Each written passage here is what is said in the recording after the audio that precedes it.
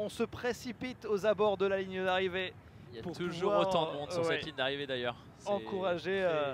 Très surprenant avec Daniel Manjas aux commandes aussi, le retour de Daniel. Il faut en parler, c'est vrai qu'on n'en a pas parlé jusqu'à maintenant, mais il faut quand même qu'on en dise un petit mot. Daniel qui a été victime d'un AVC il y a quelques mois et avec aphasie, donc il ne pouvait plus parler. Et pour lui quand même, sa voix c'est sa vie, le cyclisme c'est sa vie et c'est aussi ce qui l'a fait revenir plus vite. Il s'était donné 6 mois pour revenir. Et, un retour à domicile d'autant plus. Voilà. J'imagine qu'il s'était dit je veux revenir à la Polynormande alors que derrière voilà, on s'est enterré avec les 4 poursuivants. Qui vont jouer la seconde place.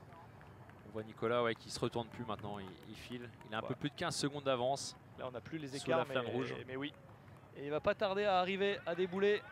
Vous allez entendre les vivas de la foule parce qu'ici on encourage tout le monde et en plus c'est un Normand. Alors c'est pas un manchois comme l'année dernière, c'est pas un presque manchois comme Valentin Madouas pouvait l'être en 2021.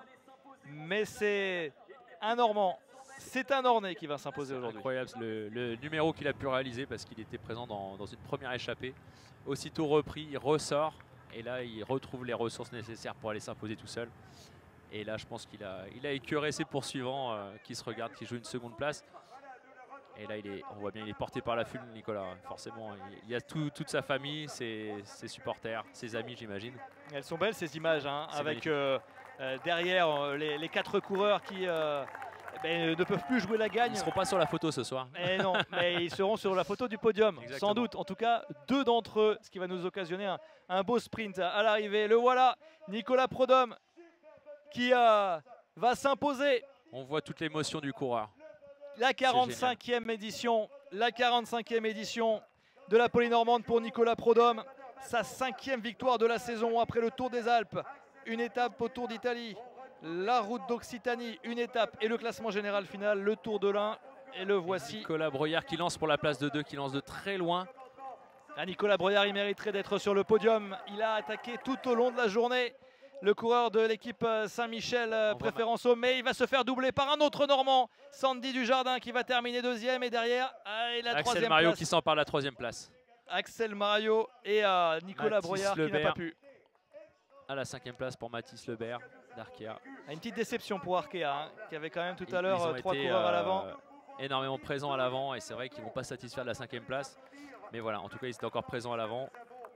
Et là, maintenant, il y a les points de la Coupe de France et les points UCI à aller chercher avec ce sprint du mini peloton qui va arriver, une trentaine de coureurs pour se jouer les accessites. Et il y a dans ce peloton du beau monde. On le rappelle, le vainqueur de l'an dernier, Paul Lapera. Il y a aussi votre frère, Anthony Delaplace. Et il y a Valentin Madouas également. C'est pas Anthony qui va aller s'imposer sur le sprint peloton, mais ah bon je pense pas. Je mets pas un centime. On voit que c'est lancé très loin. Par Arkea. En même temps, ils sont nombreux les Arkea dans ce sprint. Et les Total Energy aussi également en surnombre. C'est Kern Pharma sur la droite. L'équipe espagnole qui arrive pour l'instant en tête à 150 mètres de l'arrivée. Et c'est Paul Lapera. Oui. On voit bien toute la fraîcheur du coureur d'Ag2R. Ah, est-ce qu'il va arriver? Il se fait peut-être coiffer par Émilien Janière, justement. Émilien Janière qui remarque de nombreux points pour la Coupe de France. Oui, alors il va pas... Fallait qu'il s'impose pour reprendre la tête de la Coupe de France. Exactement. Mais une 6e place aujourd'hui va le repositionner correctement. Et voilà le vainqueur, Nicolas Prodhomme, sous la chaleur manchoise, qui s'est imposé. Ici, lui, l'Ornais. Klein est la 2e place sur la Flèche Wallonne, ne valent pas aussi de ce genre de victoire.